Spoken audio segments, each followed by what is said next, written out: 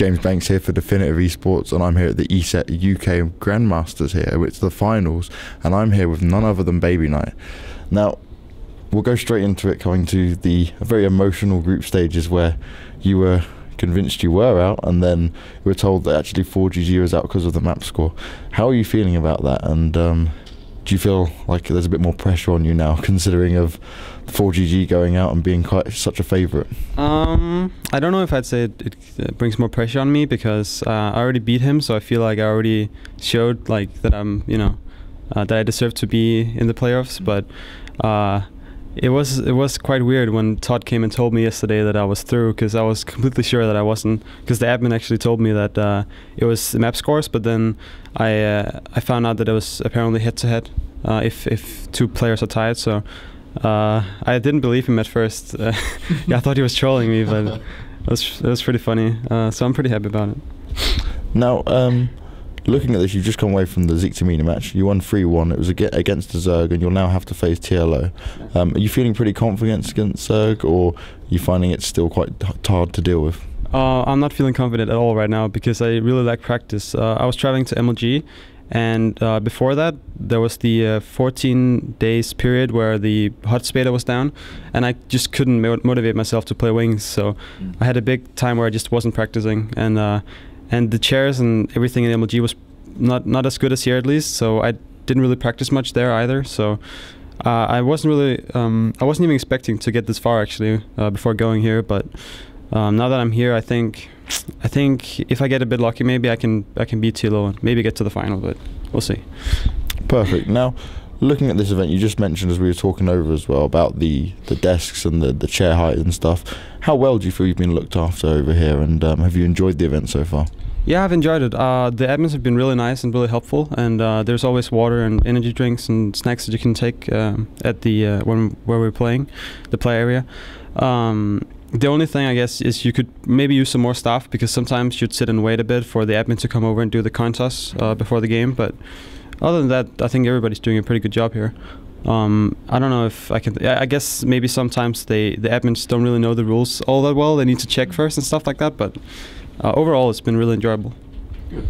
Now, you come from being a originally pro Dota player, you're now on Starcraft 2. Yeah. You've had any inkling, or maybe think like, oh, I might want to go back and play Dota 2, or are you very committed to being a Starcraft 2 professional now? It's been, it's a tough question. Like, I've been thinking about it, yes, but not seriously. I mean, I really don't want to go back. There's a reason, or a lot of reasons why I switched to Starcraft, but I mean, looking back at how much potential money I could have maybe won in Dota, it would have probably been a lot more than Starcraft with the internationals. Actually, the old team I was in actually got like 5th or something in the first one, and that was without me, and like I was practicing with them like right before, pretty much. So yeah, there's a lot of bad feelings about that, but overall I'm really happy I switched to Starcraft, because it is, to me, it's a better game, and I am more of a 1v1 player. So yeah. Do you find Starcraft 2 more challenging than Dota? Yes, I do. Dota is a hard game. It's a really hard game, but Starcraft is harder. Yeah, I think so. And what would you say is down to mechanics, or just the 1v1 aspect of it and the speed? I think people improve faster overall, because a lot of what happens in Dota is when you lose a game, you blame it on your teammates, something like that, or on luck. There's a lot of luck in Dota with like crit chances and stuff like that. So I think the overall improvement rate is just a lot faster in Starcraft, which means that just the skill is just higher. You just need to improve all the time, and to keep up with everyone. So that's a big reason, yeah. Now, you are one of the very high-skilled players in Europe. You're always putting in good results, but we haven't had a major tournament win for you yet. Your goal for this year, obviously, is probably going to be going into winning big events, maybe like this one, hopefully. Yeah. But what are your goals for the rest of this year overall for you? I need to practice right now. Like, DreamHack is 1 month away, and I hope to go there, and I will have 1 month to practice, and I'll practice as hard as I've ever practiced. I'll practice like 10 hours a day if I can, because I'm really motivated with Heart of the Swarm, much more than I was with Wings of Liberty for a long time. So I think this year will be good, and I'll eventually either win, like, I mean, I don't know, it's so hard to say, so many good players right now, but I could see myself winning a big event, at least one with not that many Koreans, because like MLG, for instance, if it's that kind of format, how many Koreans were there, like 20 or something?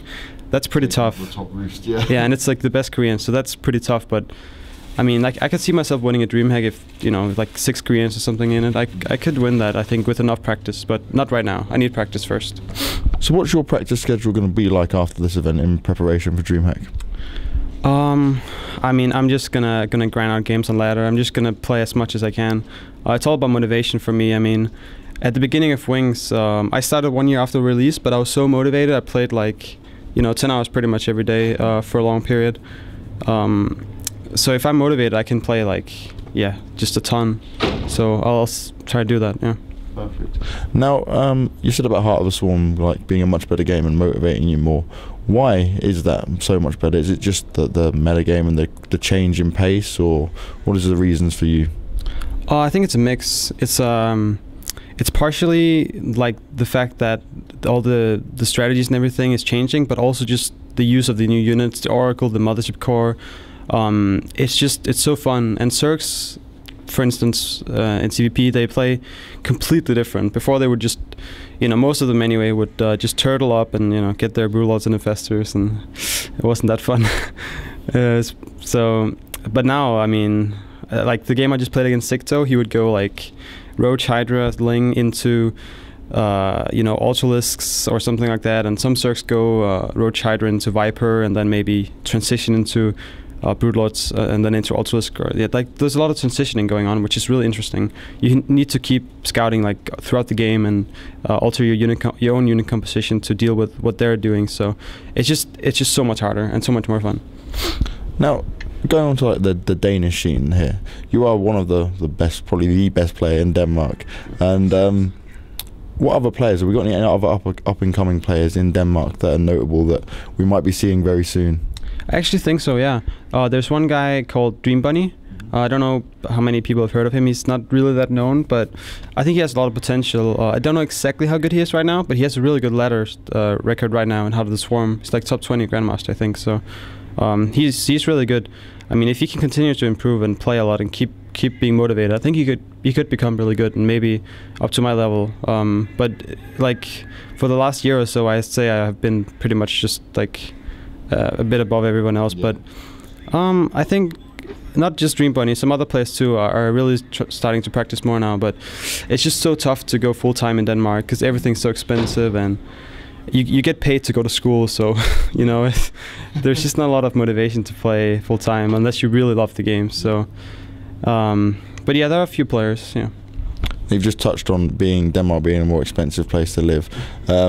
How hard is it for you to be a professional gamer and compete at the level you do with all the extra costs and stuff like that?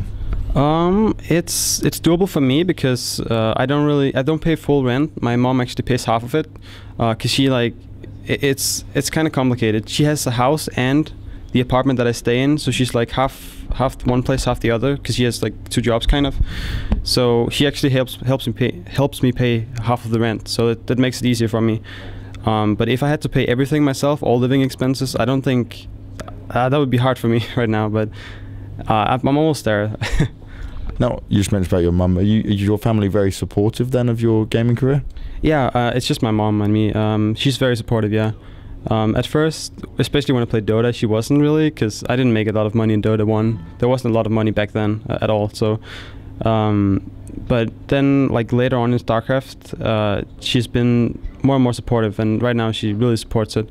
When I decided to stop school and just go full time, she was very, she didn't know what to feel about it, but now she's pretty. Parent voice, probably. Yeah, and she still wants me to, keep studying, but she's a lot more supportive now. That's for sure. That's good. That's good. So you're part of FXO. There's a very different. You've got the European team and the Korean team. Any plans for you to maybe go out there and get some practice in Korea? I'd love to at some point, but I think it's mostly about motivation for me. If I can stay motivated just practicing in Europe, I mean, there are so many good Europeans that I think it's really good practice still. And I guess maybe at some point moving to Korea would be something that I might have to do, because they are just better overall. The skill level's a bit higher, and you know, it is easier to stay motivated if you live in a house with like 10 others rather than living on your own. Sometimes, you know, you might just stop playing and watching movies, stuff like that. But if you live in a house with players that only play Starcraft, you'll just only play Starcraft pretty much. So I do want to do that at some point, but not right now. Now, one thing I'm quite interested in is obviously there is the two different sides of FXO.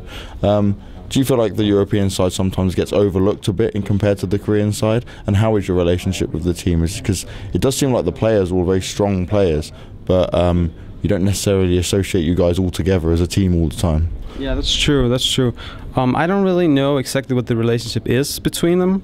I actually wish I knew more about that, but I know I just get my salary, and I have my European managers that really help me out a lot. So, and I'm really happy with being in the team. It's mostly Russians, but most of them speak pretty good English actually. So, it's a really nice team for me to be in. What's the question again? Got sidetracked. So just basically the relationship between yourselves and the other players in the team and the management, because it just seemed a bit fragmented in where all the focus is on Korean teams, and we see them mostly over the new Europeans. Yeah, that sucks a bit, you know, like if we had maybe a different name, we might get some more exposure, because we do have a lot of good players. I mean, Strelok and I mean Habisurg and you know, everyone. Like there's a new player called Minato. I don't know if that many people know about him, but he's really up and coming, and I think he's going to do really great now in 2013. So yeah, I guess maybe we get overlooked a bit, but overall I think it's fine, and I'm really happy in the team. So. Well, it definitely seems to be providing you a good job of getting you to all the events and stuff, so that's what you need as the player. Yeah. Now, to round this up a bit, your tournament going forward now, you're going to face TLO. Are you going into all this very confident, and what do you think your chances are of going all the way and winning it?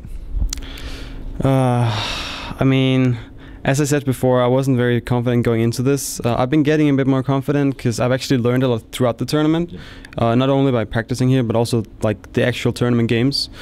So I guess if I get a bit lucky, maybe I know I can beat TLO, but it'll be tough. He's a really strong opponent. But then again, if I do beat him, I think I can win the whole event, because he is one of the best players here. So, yeah. Perfect. Well, good luck. And for the final question, anything else you want to say to the people out there? I'd like to shout out my team FXO, and our sponsor, big sponsor Razer. Yeah, that's pretty much it. Yeah. Perfect. Well, thank you very much for the interview, and good luck for the rest of the tournament. It's been James Banks here for DefinitiveeSports, and you can check out the rest of our coverage and the final interviews that will be coming up, and we'll be here all the way to the end at d-esports.com.